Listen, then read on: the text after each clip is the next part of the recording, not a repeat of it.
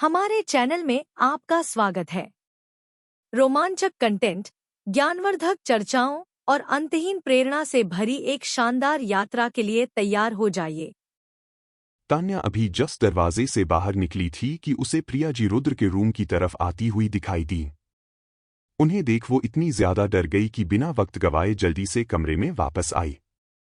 उसने टेबल से ब्रीफकेस उठाया और उसे लेकर ड्रेसिंग रूम के अंदर घुस गई। दरवाजा जल्दी से बंद कर दिया। आज तो बाल बाल बचे। थैंक यू भगवान जी, आज आपने बचा लिया। माथे पर हाथ रखकर तान्या ने चैन की सांस ली। फिर अपने हाथ में ब्रीफकेस को देखते ही उसका मुंह लटक गया। आज का दिन ही खराब है। सुबह सुबह हाथ जल गया। फिर सोनिया मल्होत्रा का मामला, रुद्र का गुस्सा। उन्हें तो बस मुझे परेशान करने के सिवा कुछ सोचता ही नहीं।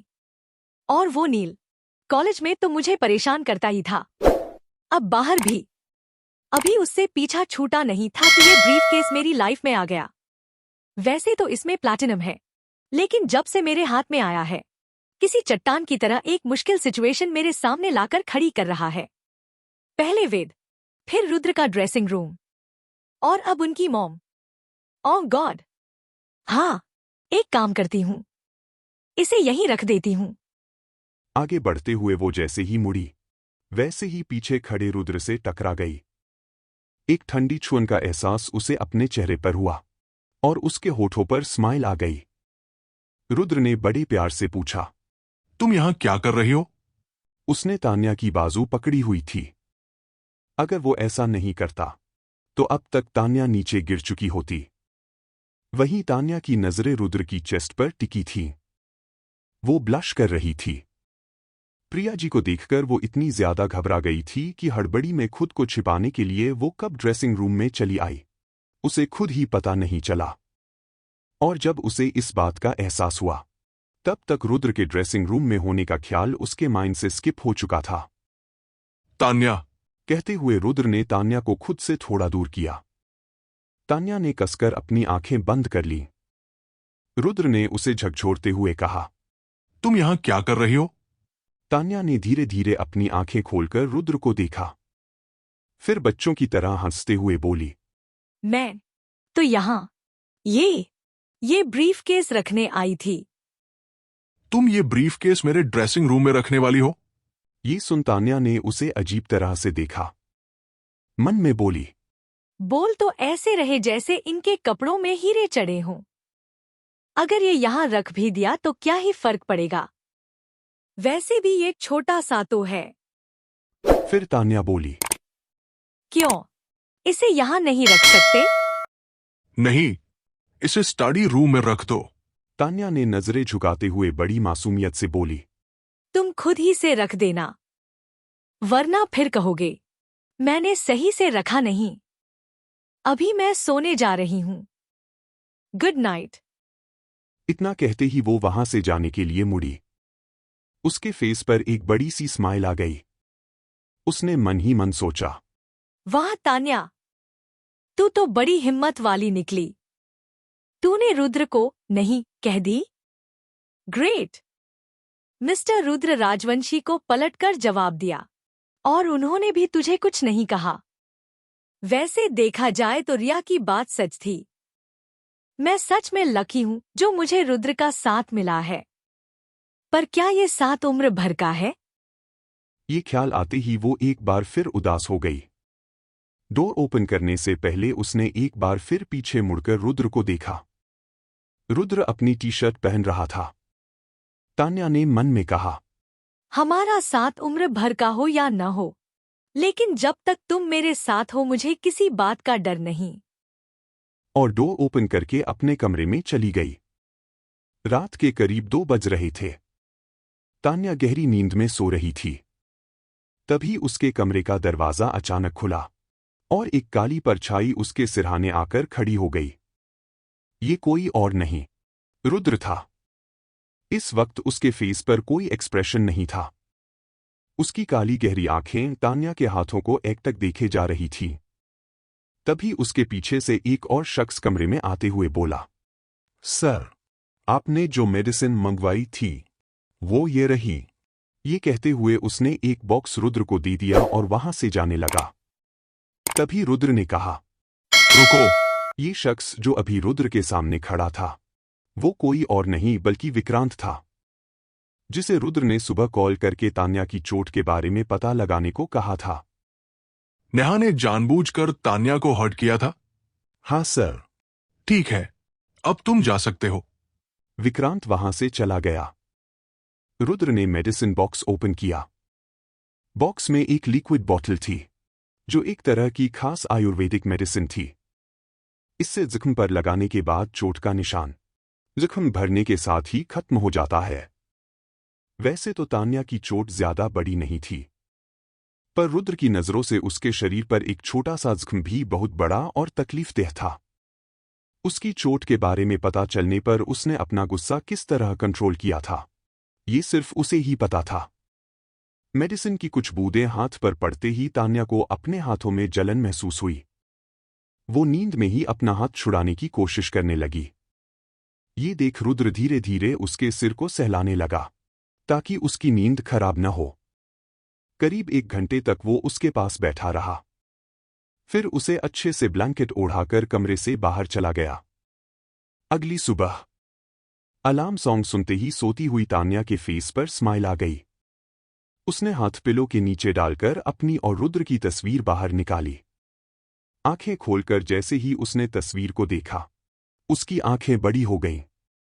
तस्वीर की जगह उसके हाथ में व्हाइट पेपर था, जिस पर बड़ी ही सुंदर हैंडराइटिंग में लिखा था, किचन में जाने की गलती भूल कर भी मत करना। पेपर पर लिखे शब्दों को पढ़ते ही तान्या हड़बड़ाकर उठी।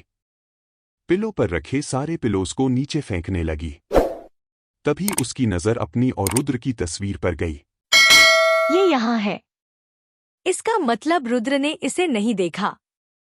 थैंक गॉड उन्होंने नहीं देखा।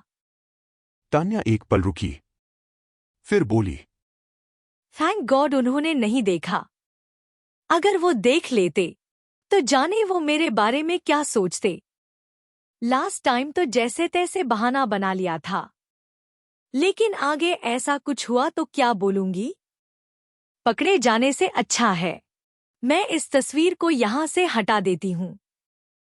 ये डिसाइड करने के बाद वो बेड से उतरते हुए बोली, एक काम करती हूं, इसे स्टडी टेबल के शेल्फ पर रखती हूं। पापा की पूजा करने के बाद देख लिया करूंगी। ये ज्यादा बेटर रहेगा। फोटो को शेल्फ में रखने के बाद वो वापस बेड के पास आई। उसकी नजर व्हाइट पेपर पर लिखे शब्दों पर गई, किचन में जाने की गलती भूल कर भी मत करना।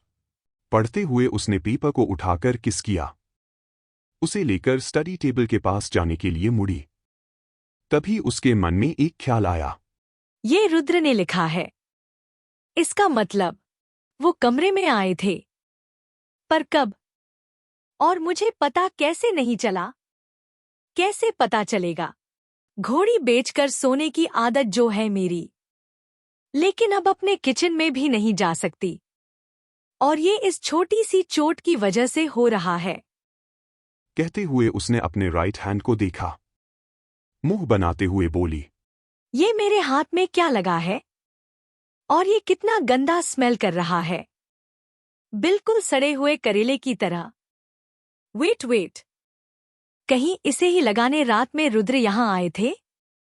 वैसे देखा जाए तो सिर्फ इसकी स्मेल ही नहीं, ये थोड़ा चिपचिपा भी है, लेकिन कोई नहीं, रुद्र के लिए तो कुछ भी चलेगा। राजवंश भवन का गार्डन। राजवंश परिवार के सभी बड़े बुजुर्ग गार्डन में बैठकर सुबह की कॉफी पी रहे थे। वहीं नेहा और ईशा हेडफोन्स लगाकर जॉगिंग कर रही थीं। जॉगिंग खत्म करने के बाद ईशा बाकी फैमिली मेंबर्स के पास चली गई। वहीं नेहा पैलेस के अंदर जाने लगी। तभी उसके पास एक सर्वेंट आते हुए बोला, नेहा मैम, आपको रुद्र सर ने अपने कमरे में बुलाया है। सर्वेंट की बात सुन नेहा कंफ्यूज्ड होते हुए मन में सोचने लगी, भाई ने मुझे बुलाया है, वो भी सुबह सुबह। कहीं उस तान्या ने भाई से मेरी कंप्लेंट तो नहीं कर दी। अगर ऐसा हुआ तो मैं उस तान्या को छोड़ूंगी नहीं। रुद्र अभी अभी जिम से कमरे में लौटा था। किसी से फोन पर बात करते हुए टॉवल से अपने फेस और नेक को रब कर रहा था। तभी डोर पर नॉक हुआ। दरवाजे पर नेहा को देखकर उसने उसे अंदर आने का इशारा किया।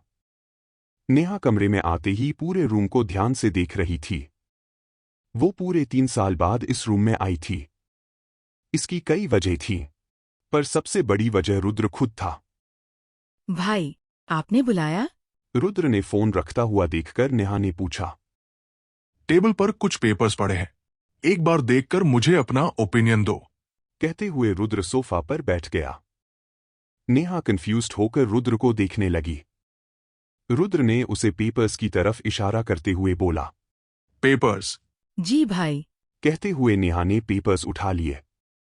पेपर्स देखते ही शौक से उसकी आंखें बड़ी हो गईं और उसके हाथ कांपने लगे। वो जल्दी से टेबल पर रखे सारे पेपर्स देखने लगी। ये तो वही अकाउंट है जिससे मैंने ऑनलाइन डिजाइन खरीदी थी। ये bank details, design transaction ID, सब वही है। इसका मतलब भाई को सब पता चल गया। नेहा ये सब अपने मन में सोच रही थी। नाउ एक्सप्लेन करो, तुमने ये डिजाइन क्यों खरीदी? उसकी आवाज कानों में पड़ते ही नेहा ने डरते हुए उसे देखा। भाई, ये सब मुझे नहीं पता। ये सब क्या है और आप मुझे इसे क्यों दिखा रहे हैं? साफ साफ सफेद झूठ बोल दिया। हालांकि वो अंदर से बहुत डरी हुई थी, पर एक बात ये भी थी कि वो डिजाइन उसने अपनी किसी आईडी से नहीं खरीदी थी। वो एक फॉरेन आईडी थी। ऐसे में वो आराम से इन सब से बाहर निकल सकती थी। रुद्र, जिसका ध्यान अभी तक फोन पर था, उसने नेहा को देखा। उसका ध्यान खुद पर पाकर नेहा ने खुद को कंफर्टेबल करने के लिए दुपट्टा ठीक किया और बोली। भाई, मैं सच कह रही हूँ, मुझे इन डिजाइन्स के बारे में कुछ नहीं पता। ये सुनकर भी रुद्र शांत रहा। उसने टेबल से सिगार का पैकेट उठाया। उसमें से एक सिगार निकालकर अपने होठों पर लगाने से पहले कहा, तुम्हारे पास 5 मिनट है। ये सुनते ही नेहा के पैर सुन्न पड़ गए। वो रुद्र के इन शब्दों का मतलब अच्छे से समझती थी। तान्या, अंदर आओ। ये सुनते ही नेहा ने दरवाजे की तरफ देखा। वहां तान्या को पाकर गुस्से से नेहा की भौहें तन गईं। वहीं नेहा को रुद्र के रूम में देखकर तान्या वहां से जाने को थी, मगर रुद्र के कहे शब्दों को सुनकर उसके पैर अपने आप थम गए। मगर वो अंदर आने से अभी भी कतरा रही थी। मेरी बात सुनाई नहीं दे रही? कहते हुए रुद्र ने सिगार को कंटेनर में बुझा दिया। भाई, 2 मिनट्स। मैं बोलना चाह रही थी, मगर तान्या को देखकर उसके शब्द गले में अटक गए। वो कैसे एक मामूली सी लड़की के सामने अपनी गलती एक्सेप्ट कर सकती थी, वो भी तब जब उस इंसान से वो दिल की गहराइयों से नफरत करती थी। बैठो। बिना कुछ कहे तान्या रुद्र के बगल में बैठ गई। उसने एक बार भी नेहा की तरफ देखने की गलती नहीं की, मगर सोफा पर बैठते ही उसका ध्यान टेबल पर रखे पेपर्स पर गया और वो उन्हें देखने से खुद को रोक नहीं पाई। ये तो वही आईडी है जिससे हमने डिजाइन बेची थी। क्या तुम्हें उस इंसान के बारे में पता चल गया? तान्या ने पूछा। हालांकि पूछने के बाद उसे रिग्रेट फील हुआ, क्योंकि वो कभी किसी के सामने रुद्र से इस लहजे में बात नहीं करती थी। उसने नेहा को देखा, जो उसे ही घूर रही थी। क्या कहा तुमने? ये डिजाइन तुमने बेची थी? इसका मतलब वो सारी डिजाइन्स तुम्हारी हैं? नेहा ने पूछा। वो तान्या की बात से काफी हैरान थी। तान्या ने उसकी बात का जवाब नहीं दिया। पेपर्स को वापस टेबल पर रख दिया। तुम्हारा हाथ कैसा है? ये अब ठीक है। दर्द नहीं हो रहा। कल तक अच्छे से ठीक हो जाएगा। तान्या ने मुस्कुराते हुए कहा। खुद को ऐसे इग्नोर होता देख नेहा अंदर ही अंदर गुस्से और नफरत भरी नजरों से तान्या को देखते हुए बोली। भाई, क्या मैं जाऊं? आगे क्या हुआ जानने के लिए सुनते रहिए हमारी ये कहानी सिर्फ और सिर्फ मजेदार कहानियां पर। वीडियो देखने के लिए बहुत बहुत धन्यवाद। अगर आपको यह कहानी पसंद आई हो तो लाइक, शेयर और सब्सक्राइब करना बिल्कुल न भूलें। मिलते हैं अगले वीडियो में।